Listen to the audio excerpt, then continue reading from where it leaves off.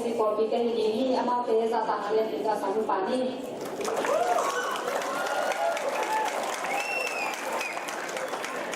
Now you will have a traditional dance from Myanmar Christian Church.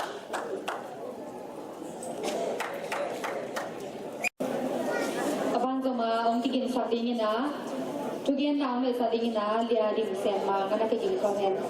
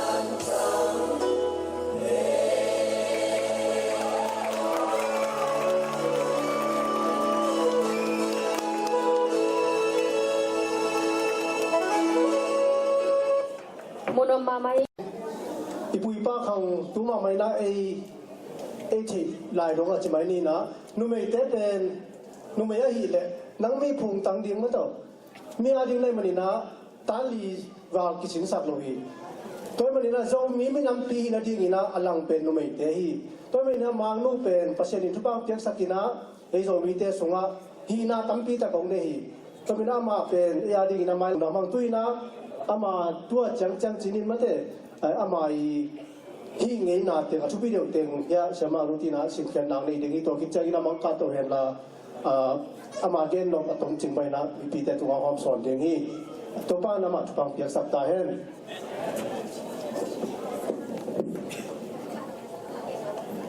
Now we would like to recognize Ms. Dim Sian Mang. I would like to share with you about her involvement in our society.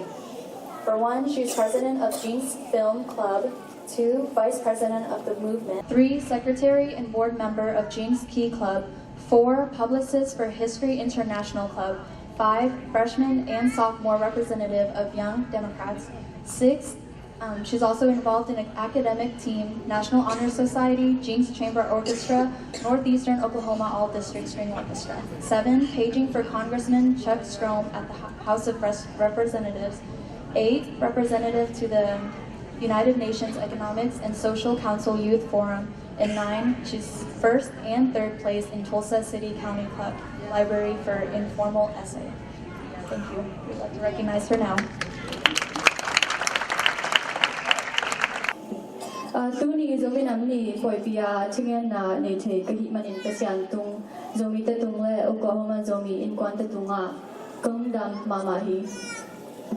February ni le nitumnia United Nations Economic and Social Council Youth Forum New York City Zomi in kwan USA ai tangin gaba bai te twa tutom hongen waming.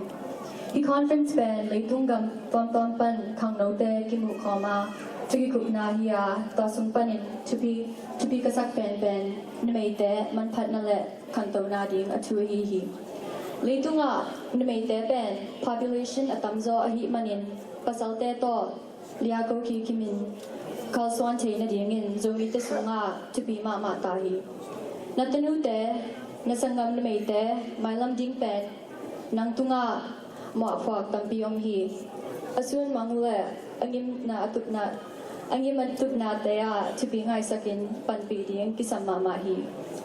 Tuhun jiangin kang notein vision na let take na tampine di ang kisama mahi. Mailama makai di teben tulay taga kang notehi manin akisam na tampite ong dong kam dim kan ding le akisap le zong lalo takin complain zong bol gam ding kisam hi. Leitung mite over 25% ben kang note hi manin gambai kumpi vai te zomi kang note in iki hel zo na dingin han jiamin tulela tampi te te som le e mama milaka iki hel zo na ding tupa mama hi zomi kang note in leitung bub level in mite bang te Midang te to kipol homin imi namle imi pi te ading isep te bang han jiamin sem hi lehang pasyanin tupa hong piading hi azong mi te ikang to ding hi apyang te lo bang lo hi. Basically, the United Nations Economic and Social Council for the Youth Forum was a conference in which young people from all over the world came to New York City to discuss the new goals set forth on 2015 and onwards. And it's about youth coming together for the good of the society, for the good of everybody, and it's about youth becoming more involved in government. And it's really important because now and onwards we have to have a say in what happens to us, because obviously a lot of us can vote next year, so I think it's good for us to stay informed. And I want to end off by thanking everyone for being here, and I hope everyone has a good time. Thank you.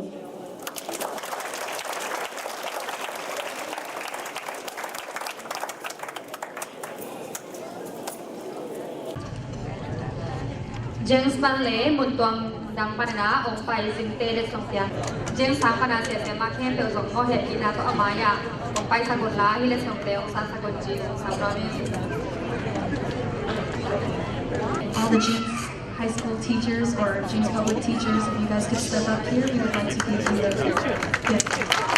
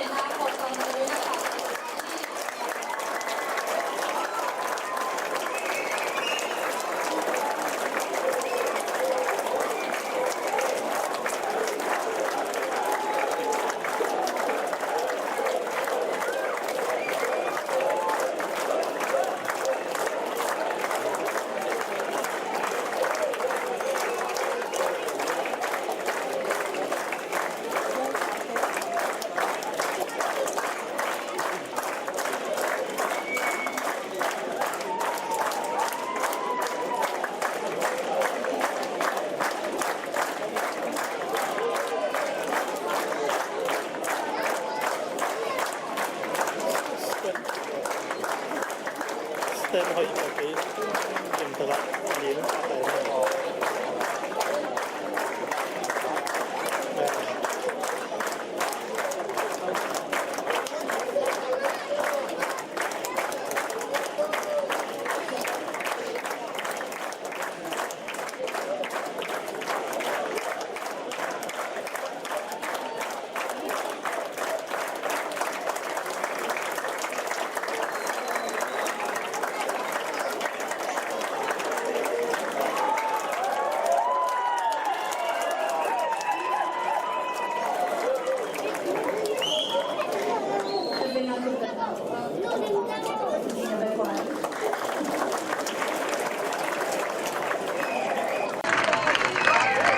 Pato nang biak sang kuret tu hitale upal malakhat chen tunga na pitakin madrahang tuna kizomina FEMC tunga te tungponin kata gota lam na pulbena to bol zelani.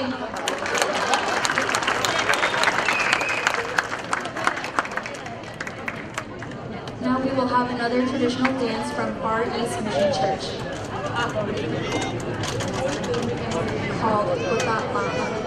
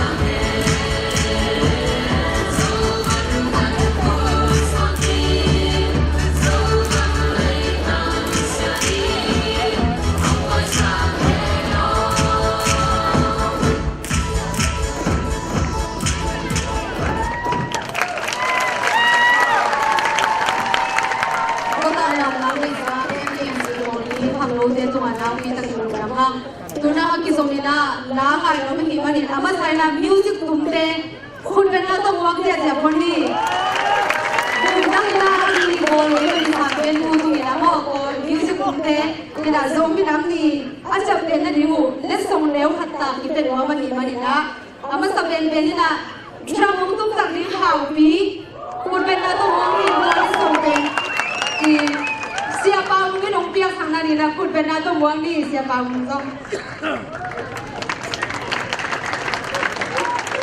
hau pi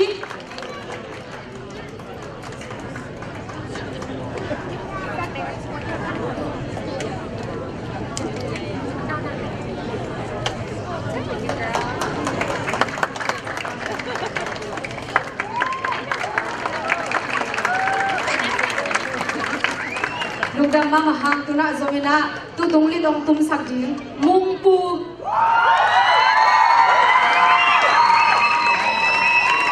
li sumong pia sakjing ina hebi na to sian lian no sa tama le pito sahang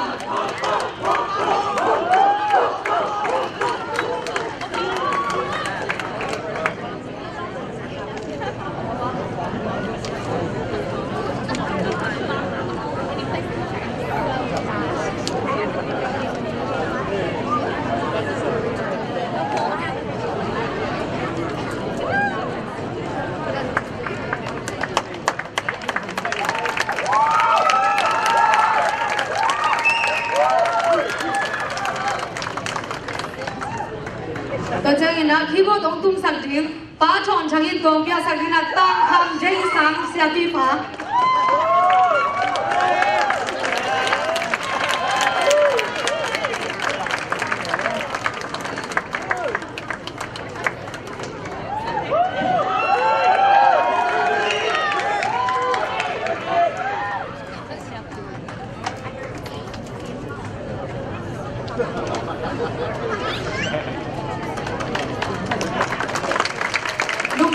Hei song tum sak jing suan no ina tuan ong piang sak dina okay saya passing pizza tangalian pito sak ni